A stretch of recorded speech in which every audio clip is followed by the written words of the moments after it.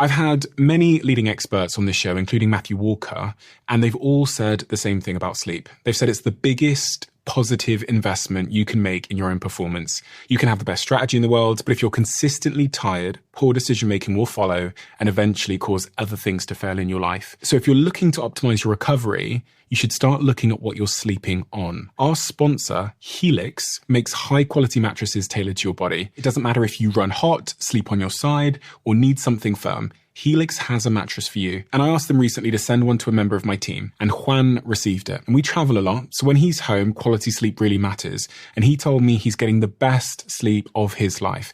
And the data backs it up, with 82% of people in a Helix study saying they saw an increase in their deep sleep. And with a 120-night trial, you've got 4 months to prove it to yourself. You can get 27% off at helixsleep.com/diary. That's helixsleep.com/diary. When you look at your career, you are a tremendous outlier in terms of the journey you've taken and what you're doing now. That's very kind, thank you. And then you trace it back and go, you came from a council estate not too far from here. For you to have gone on that journey and achieved the things you have, I always think there must have been certain factors in those early years that made you take a different course to those friends that might still be on the estate now. Yeah. It might have been, we talked a little bit about values there. It might have been, I don't know, something someone said to you, an experience you had, or just the conditioning, whatever it is. But my question is, do you know what those factors were that made you an outlier? I mean, you sound as though you've done a lot of work on yourself, and in the little bit that I know about you, well, this is it. I get to meet people and ask, so I learn so much from these kinds of answers. Right. And I've made documentaries for over 10 years. So it's the same thing, you learn so much from your environment if you're willing to drink in the information. Yeah. And I just, in thinking about between therapy and also being present in moments like this, yes, there are cameras, but I'm having a conversation with you and I'm learning from you. And that certainly was the case in 10 years of making films, for the BBC. So when it sort of comes to me looking at how I've become the person that I am and how my journey has played out the way that it has done, it's an amalgamation of different moments and instances, but fundamentally it comes down to a desire, even as a kid, to understand and be aware.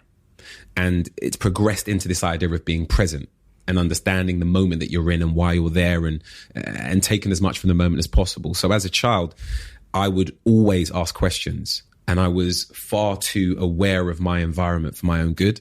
So for instance, I'll never sort of forget going to my friend Kieran's, it was Kieran Buckley's house. I went to Kieran Buckley's house in Barnsbury, and my mum was very protective, so she wouldn't let me play at friends' homes. I know you know how that goes. And I went to Kieran's and I was in the garden, and he had this massive, massive, beautiful Islington garden with several trees in it. And I asked him, how come you got a park at the back of your house?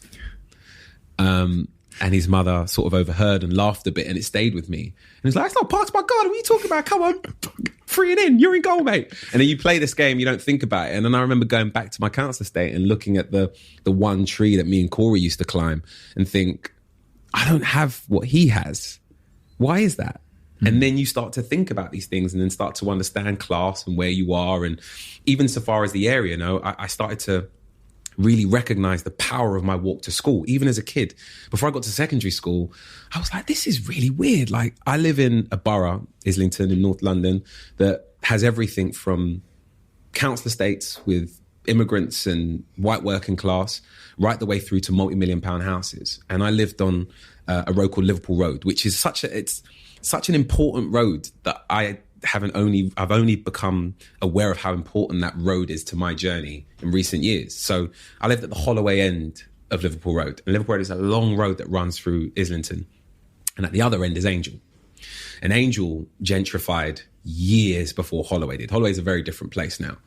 And they had a Waitrose, they had a Sainsbury's, and you had these gorgeous massive townhouses. And, if you deviated off Liverpool Road, you'd be in Barnsbury, and there were these beautiful little villagey roads.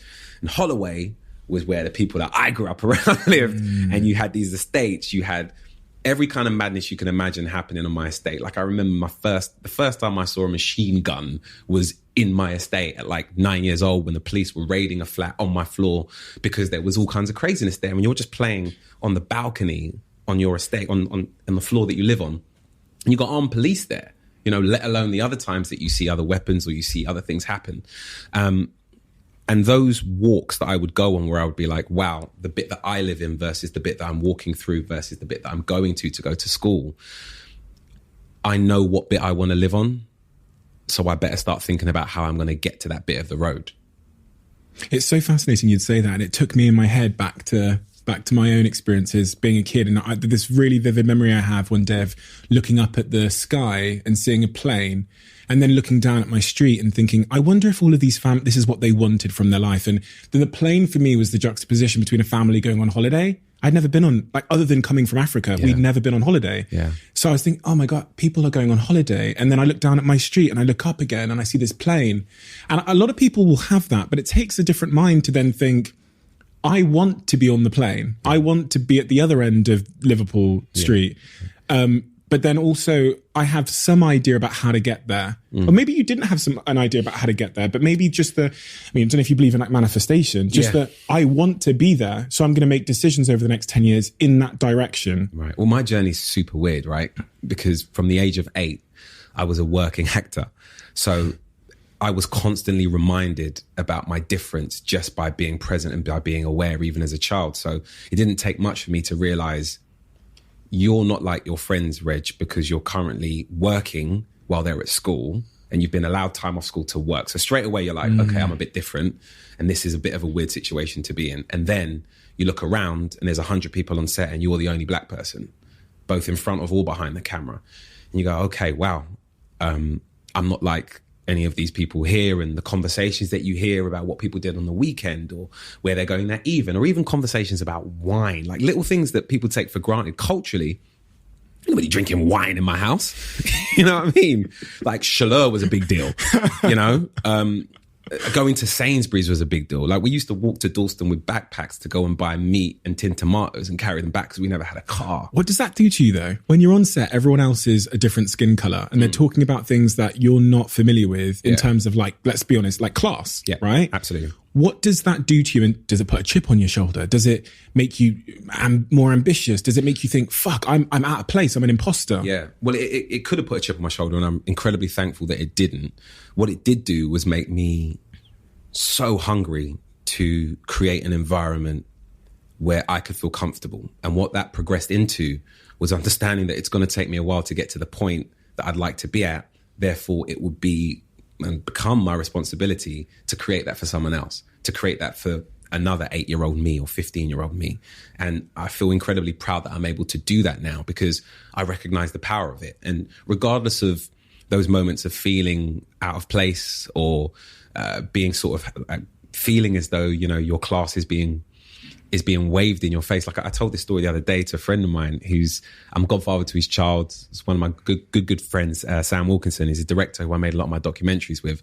And he's got my gorgeous little godson in his hands, little Teddy, and we're chatting away. And I was telling him a story about being at this primary school in Islington where you've got kids from estates and kids from quite, you know, affluent homes all in the same school.